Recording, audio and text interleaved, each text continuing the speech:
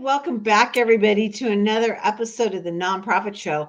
Really excited to have two of my favorite people with me today. Of all of the top tens in my life, Gordon Sims is one of those. An I shouldn't say old time friend, but a long time friend, a young, long time friend. Working in the diversity space in a really interesting job and as the director of development. And then, of course, the amazing and phenomenal Wendy F. Adams, CFRE, one of our intrepid co-hosts here on the Nonprofit Show. We're going to be talking about something that's a little dicey, that's on everyone's radar, DEIB in a testy environment.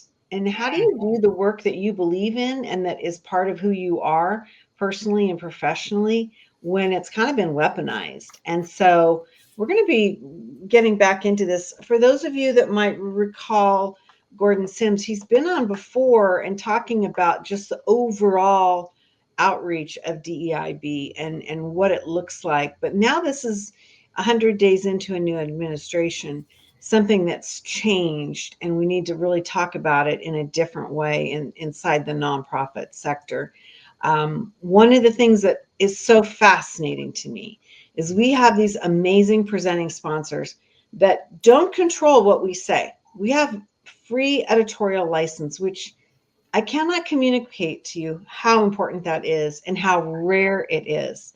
And so in this world, in the context of what we're talking about today, there would be sponsors, but they are not ours, that would say, you can't talk about that. We don't want to be associated with that. And our sponsors are proudly standing behind this conversation. They include Bloomerang, American Nonprofit Academy, Staffing Boutique, JMT Consulting, Interim Executives Academy, Your Part-Time Controller, and Fundraisers Friday. I'm Julia C. Patrick, CEO of the American Nonprofit Academy, but more importantly, Wendy F. Adams, CFRE, joining me today, Cultivate for Good, one of, as I mentioned, our amazing co-hosts. Welcome, Wendy. I'm really excited to have this conversation with you. And I'm so honored that we could get back Gordon Sims, Director of Development, the Diversity Center of Northeast Ohio. You can learn more about them at diversitycenterneo.org. If you're older like me, you would know this group by the original name, NCCJ, or the National Conference of Christians and Jews, which, interestingly enough, has always been a part of my family's work. And Gordon and I didn't talk about that until very recently. But how magical is that? So, Gordon, welcome back, my friend. It is my pleasure to be here. And, I am fascinated at the history of the organization. And we are now 98 years into this work. And 98 years ago, Catholics and Jews came together because there were campaigns of hatred and bigotry traveling across Europe and the United States. And here we are again. And, quite frankly, in a way that kind of makes me sad and concerned and cautious, it's in 2025. And so it is a little bit scary to me, just in the fact that I feel like a lot of the guardrails and things that have been in place to protect free speech and things like that are being weakened to some degree. And so I am grateful because I know all of the organizations that do this work and the people that are recipients of it, people who hire organizations to come in and do diversity work, are hungry for knowledge about how we move forward right now. Yeah. And how important it is that we continue to have the conversation. What I'm hearing and what we're saying here, 2025, we can't take our eyes off. We can't stop talking about it. We can't go on autopilot. We've got to stay intentional. Yeah. And I appreciate that, Wendy. I appreciate you saying that, because I think the concept of fear and we're so afraid to, I think everybody realizes that it's a fragile time and there's a lot of civil discord. And so how you speak up and where you speak up, from your own family to your work environment to your social circles, is being challenged. So I want to start off with this notion to frame up. DEIB intent versus perception. And Gordon, help us to understand, and Wendy, chime in on this. Like, what does this mean, and why do we need to understand this? So we just had a really great meeting last night with some leaders here in Ohio who work in this arena. And one of our presenters reminded us of what we call the movement cycle, about social movements that happen in our history and how we are in another movement cycle. You know, the DEI, diversity, equity, inclusion, and belonging work really started back in the 50s and 60s in a way that was a little bit more public and noticeable. And the thing is that back then there were no words that were necessarily attached to it like they are now. And so, you know, we are kind of in a contraction and evolution state of where we are in this movement. And so the thing I really want people to realize that might feel hopeless and afraid right now is that this movement and this work is far bigger than this political cycle. And how we navigate ourselves now will set us up in a successful way in the future, no matter what we experience with the ebbs and flows of different political ideologies here in the United States. Okay, so well said. Yeah, I mean, like, hopeful, Wendy, right? Yes, and I think that that's the big piece of it, Gordon. You brought us back to why we do this work in the first place, to bring hope to the table, right? To make that a reality, not something in concept. And that is what we need to stay grounded in, right? That's the stuff that keeps us, like you said, beyond this cycle, beyond us. The work that we do is all beyond us. Yeah. It started before us, and it will continue after we're here. That's correct. Yeah. All right. Well, Gordon, I think when you framed this conversation up and you talked about an organization that's been doing this for almost a century, and yet it started with Catholics and Jews, and then it's like, insert new population here. Yes. Right? So what's it going to be in the future? People with red hair versus people with white hair? I mean, who knows? But it is fascinating to see and tragic that we still have these competing forces or these issues. And I think, you know, the intent really was birthed out of, I'm going to put it into a more modern reference. If you've ever been to Disney or any of those roller coaster parks, you know, some families can afford to buy what they call a fast pass or an express pass, and they get to walk past everyone that's going to wait in line for an hour and a half to get on this ride. Wow. And in the community and culture of the United States, for a period of time, for large groups of people here in the United States, they were the ones waiting in line all the time. And they got to see all of these fast pass people going past to get put in the front to experience it more quickly. And so the intent of the DEIB work really was just to make it so everybody has an opportunity to get on the ride at the same time and to have that experience. And so the intent really was never to create preferential treatment for anyone, but to just give equal treatment and opportunities to people. I was reading an interview by somebody interviewed Michael Crow at Arizona State University, and he was talking about the fact that we don't have any special programs. We just admit people who qualify to attend this university. And I love that because that really is what it's all about. Mm-hmm. And like you said, that takes us to what is the true intent of. We get so down in the weeds, like all over the place, that it becomes this messy conversation. Not saying that this is easy, but it really is simple what we're speaking about. Mm-hmm. So Wendy, let's move on to that. Let's build off of that with you, because I'll man up. Actually, I should say I'll woman up and say, you know, it's a little bizarre to have a white woman of privilege, you know, waving this flag. And I want to hear from other voices to talk about what your real experience is. And I would like to know at this moment in time from both of you, what does practice and acceptance of DEIB look like? And are people asking you about it, or are you sharing about it? Like, what is your real life experience right now here as we have this controversy? I'll jump in and say right off the bat, it's, Wendy, are you willing to have a conversation about it? Like, can we even talk about it? right? And all that it entails, because there are some really integral pieces to what we were talking. It's not just this every fit in a box situation, right? Yeah. So are we willing to have a conversation? And you know me, I'm Yeah. always willing to talk. Let's and more importantly, what we all have to learn to listen. To listen, right? It's not just this complete broad stroke, this is how it looks, but can we, I love how Gordon's that fast pass, that's a great analogy, right? We all want that, the opportunity, and we can get into that. I can go into story upon story where, like, I walked into a room, and until someone saw the way that I looked, that changed our conversation. Why? Right? But so talking about these things, that gets us to a place where we can have some true understanding. But we're in a place where you got to be brave to do that.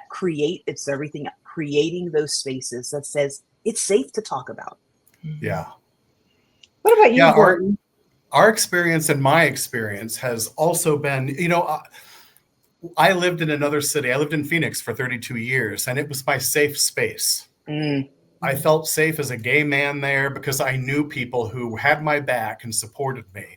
And my husband and I live in a completely new space without that. And so, I am hesitant, to show affection in public. And but that's just our personal life. But professionally here, I am fascinated at the convening we are experiencing. Our organization has been convening with LGBTQ centers. All of the different organizations that work, the Urban League and others, and what we're doing are creating roundtables. We had roundtables with educators from different school districts around this area last week. We also had a roundtable for people who are a part of one of our groups called Shift Consulting, which is where we go into corporate environments and teach them how to make their policies and practices equitable. And it is fascinating what people are saying and how we are all so hungry just to connect. And so I think another beauty out of this experience is that instead of people staying with their heads buried in the sand, or a friend of mine referred to these times as, sometimes I have days where I think maybe I'm just going to move into a cave. And what I find, though, is that when we step out of that kind of thinking into vulnerability and say, this is what I'm feeling right now, and I might be terrified, or how do we move forward together? And one of the beautiful things that came out of one of our meetings was seeing collaboration as a form of resilience. Well said. Well said.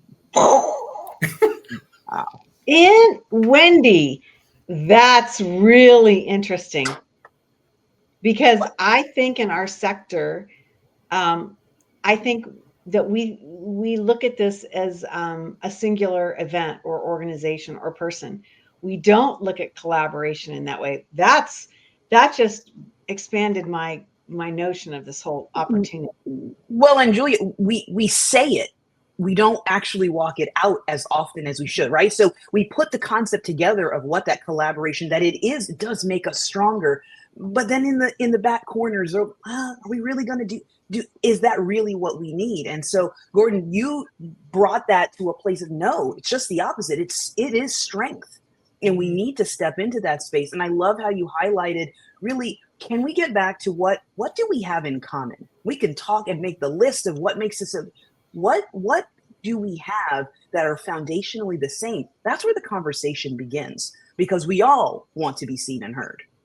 Mm-hmm. Yeah, it's kind of like circling and creating the wagon circles, that they used to create when they were under attack. And it's a great way to create that safe inner circle where we can have dialogues and communications and share what we need to share, to also create a strategy and a plan to move forward, because we also just don't want to keep having great conversations about how we're going to come together. There really need to be takeaways with that. And I mean, we're in communication with some of the foundations that fund a lot of organizations and schools here in this part of Ohio so that we can actually have some town halls. And we're even talking about maybe ideas like having like a diversity block party, where you really bring a community together. And Cleveland, Ohio is one of the places where that has happened historically in more of our city, and more here than in a lot of other cities in the United States. So, it's also time for our communities and cities to walk their talk and to really protect their citizens and keep people feeling safe in their communities. Yeah. So you talked about safety and there's safety of thought, action, and deed, and safety in leadership. And we're so paralyzed about offending funders, donors, partners. And I think that is, whether we voice it or not, that's a concern. Mm-hmm. So how do we deal with this when, this DEI issue is being weaponized? I mean, how do we come to that point where we're not as afraid, or we are more confident in talking about this and championing it, not just talking about it, but championing it? So Gordon, what are your thoughts on that? What is, I learned this working for a domestic violence program in Phoenix about legislative action and showing up at the Capitol and calling and sending letters.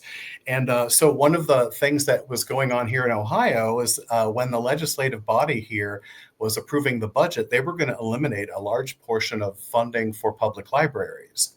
And so the public libraries reached out to constituents and said, make calls, emails, and we did, and some of the funding got put back in place.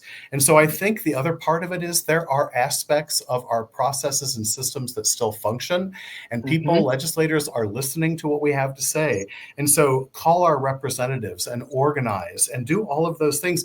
I also just want to say to people in all of the states and countries that are watching this, please pay close attention to the laws and legislation that are being passed in your nationally and locally, because we also want to operate within the boundaries of the law as it is being created. I mean, really, it's like we're learning how to fly a plane while we're putting it together.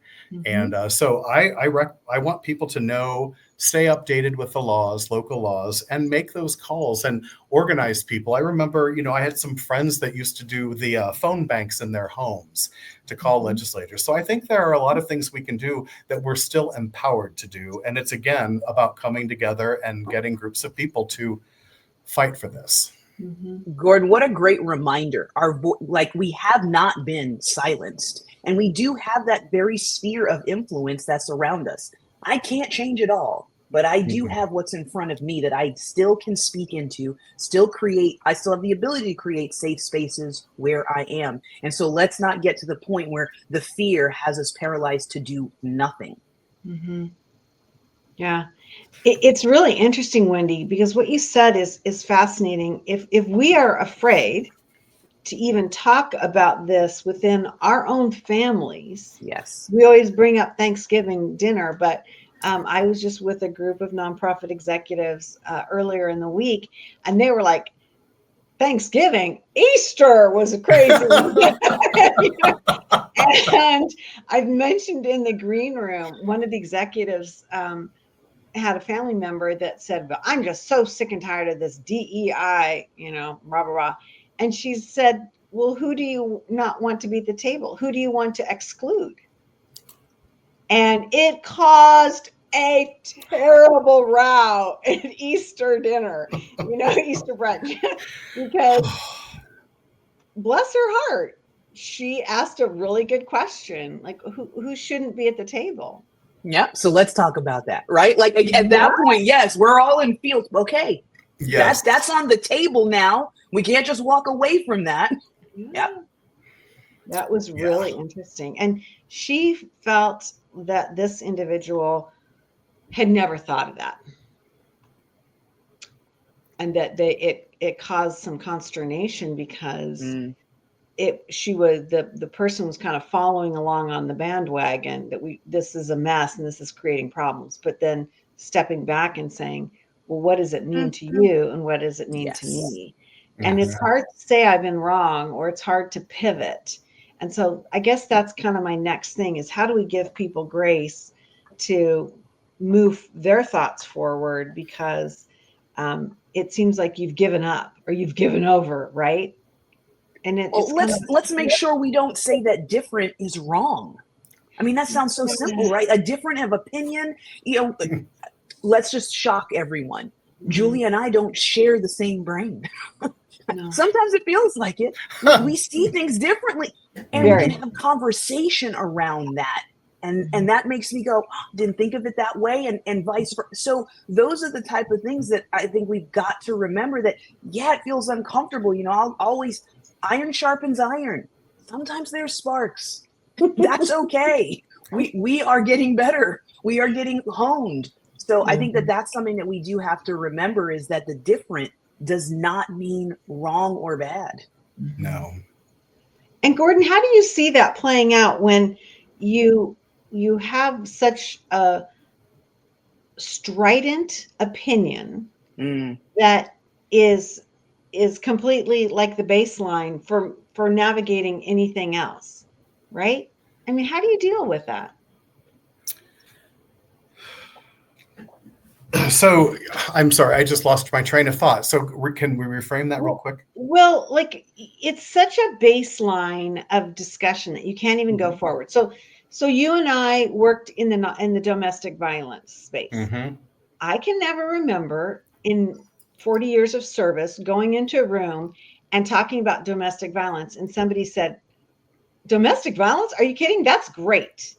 There's no problem with that, right?" We had a baseline that everybody agreed domestic violence was not good. So let's insert DEI. Not everybody agrees that this is the right thing. So how do we navigate the conversation? Something that's fascinating to me, and I have really believed this for a very long time, and it's that in the cities that exist in our country, all of the things that we see, social challenges, are so much more pronounced in the cities. And then like moving back to Ohio and seeing the small towns, and even, towns with 100 and 150,000 people in them, and finding out that a lot of what we really find as normal dialogue in a large city isn't talked about in small towns and even medium-sized towns. And so if I were to go to a family member and say, I work for DEI, I work for an organization that does DEIB work, and they would say, what is DEIB? And so that's also a part of this dialogue now, is at our organization, we started when this all happened, and we started looking at using the full words, diversity, inclusion, and all of that.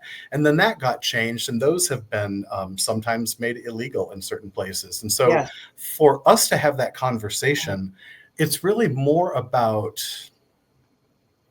why the work exists, using the fast pass analogy, rather than talking about race and the things that tend to make people shut down right away. And so I try to find common themes, and then you can start to bring up those things. So it really sometimes has to be the toe in the water, or being super polite and kind on the first date. And I really do see this as like a dating relationship, and I'm not going to put my arm around somebody when it's too soon. And so I really do find that there are sensitivities that have to be paid attention to in my conversations with people. And quite frankly, I've really learned that a lot of the conversation focuses on a very small percentage of the people in our society who really don't make our roads in bad shape and don't, cause all of the social problems we have. And so I think it's also pulling the focus from some of the sound bites and the small groups of people that have been really loud. So anyway, I think that it has to do with sensitivity, looking at where a person is before you start having that conversation, and meeting them there instead of trying to, force an agenda. I love Brene Brown's statement about expectations. Expectations are just resentments waiting to happen. And so it's also going into those types of things with an open mind. Oh my God. So what a great reminder. Well, it goes back to what we said, like, what is the intention of this conversation. Julia, you made a great point about domestic violence, and like no one's saying, oh, no, not a problem. It's fine. I'm good with that. No one's saying that. Well, no one's saying that bullying is okay either. Like we can commonly, and so if we can get to redefining what is it that we are speaking of, what are the emotions that come from, what are those feelings when I am excluded, then we can see how much we actually do have in common over that. No, I don't want that. No, I don't want my world to look that way. My here world and my bigger world. And so, Gordon, I think you said it so well, is helping us to redefine, but being so intentional with, before we just blurt out the conversation, where is someone in that? Be curious to know where someone is. Yeah. And I love that. Curiosity is vital. Yeah. You know? Well, we don't have a lot of time, and I kind of want to finish up with this question. How vigorously should we take a stand? I mean, for so many of us, we do not have DEIB as a cornerstone of what we do. But I would argue a lot of us in our programming make a stand to serve everybody, right? And so how do we keep on that bandwagon, and not bandwagon, how do we keep on with that value? And do we do it quietly, or do we wave the flag? Gordon, what do you think about this? So we were in a meeting yesterday, and a training was a part of that. A woman named Erica Merritt was the person who did the training. One of the questions she asks herself, and I love this, and it gave me goosebumps, is she says, sometimes we have to choose between being right and being strategic. And that's the kind of sentence that makes me think for 4 hours. And I'm like, and I really thought, it's also like looking at exploring new audiences and outreach strategies. And so it's just, one of the things that the organization with whom I work, we do a lot of work in schools. And because that's becoming something that is not going to be legal in the state of Ohio, we're looking at how we can still do outreach to youth, students, but not in the schools, and with their parents. And we're just looking at ways of reaching the same population to do the same trainings in ways that may not threaten how the public school systems are being seen or functioning. But we also find that building on our existing expertise and really just taking what we do, contextualizing it. I mean, we don't have to say that we're teaching diversity. We can say that we're teaching, workforce development skills or community engagement. And so it really is, I don't think the work will change. I think it's how we market it, how we talk about it. It may change for a while, but the other thing is that this has existed for over 100 years, and it's going to exist 100 years from now. And so it's really just us navigating. And I love being strategic. And that's another part of the collaborations and the convenings that we're doing. And because the more groups that do what we do come together from different perspectives, the strategies are going to be broader and work more for all of us. And I think the organizations that are going to be able to navigate this best are going to be those who, and Julia, where I'm going to go back to the table and really take a look at their why, staying consistent in this is our purpose. This is the purpose, and staying there. Gordon, you said it well, then it does not shift. It may be packaged a little bit differently, but not changing who you are. And I think that for those, there's the strategy in it who say, hey, let's come back around the table and make sure we're not getting caught in the noise. And just a really last thought. I mean, looking at data, the true HR data from large American corporations from all over the world show that when your employees represent your customers and they represent the greater community with which you operate, the companies are more profitable. People stay in their jobs longer. People are sick less. I mean, there are just so many benefits to it. Yeah. Well, and to your point, when we know it impacts the bottom line, that is a great motivator, especially in our country. Especially in our country. Oh my gosh. Well, the two of you have filled my cup, and I'm sure you have filled the cups of our viewers and our listeners. It has just been a joy to have this conversation. It started off at like minute 2 when you reframed this, Gordon, into a point of hope, and that, you know, this is something that we can navigate through in a different, with a different lens. Gordon Sims, Director of Development, the Thank you. Diversity Center of Northeast Ohio. Mwah. Learn more about Gordon and his work at Diversity Center, NEO.org. Gordon is an outstanding human being. I've known him for years, and I'm so proud of you, Gordon, to see the man you've grown into, the leadership that you've taken. What a splendid human being you are. Thank you. Don't make me cry, Gordon. No, I've got tears right now. And I just want to share this because it's so appropriate. My favorite quote is by Viktor Frankl, who wrote Man's Search for Meaning, and is that which is to give light must endure burning. And we're just on fire right now a little bit. Yeah, I love it. Yeah. Gordon, thanks for giving us permission to have a fast pass. That's open to everyone. Yes. I love it. Thank you, and mwah, to you guys. Thank you so very much. And thanks to our amazing presenting sponsors who give us room to have these conversations, which is very bold and very daring. And they include Bloomerang, American Nonprofit Academy, Staffing Boutique, JMT Consulting, Interim Executives Academy, Your Part-Time Controller, and Fundraisers Friday. My dear friends, you have really given me hope today, and you've shown me the way of what can be. And so I say thank you, thank you. I also say that we end each and every episode with this mantra, and it goes like this: to stay well so you can do well. Thank you, and see you again.